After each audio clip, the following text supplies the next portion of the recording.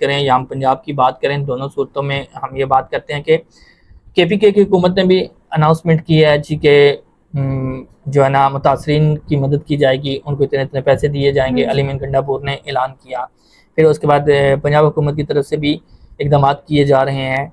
अब ये है कि पहले सैलाब की जो नुकसानात है उसकी सूरत हाल का अंदाज़ा लगाया जाएगा, फिर उसके बाद इसको इम्प्लीमेंट किया जाएगा। और दूसरी बात यह है कि क्या हुकूमत के पास इतनी फंडिंग भी है कि वो काम करे, इसको हल करने की कोशिश करें।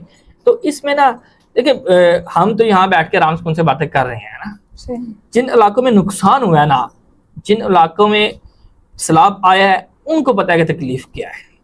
ठीक है, हम यहाँ बैठ के कोई भी बात कर सकते हैं, लेकिन फिर भी आवाम को हुकूमत का साथ देना चाहिए और सियासी जो हमारे इख्तलाफात हैं उनको एक तरफ रखना चाहिए। कोई भी पार्टी है उसको इस वक्त सियासत नहीं चिमकानी चाहिए, उसको मिल के पाकिस्तान में जो एक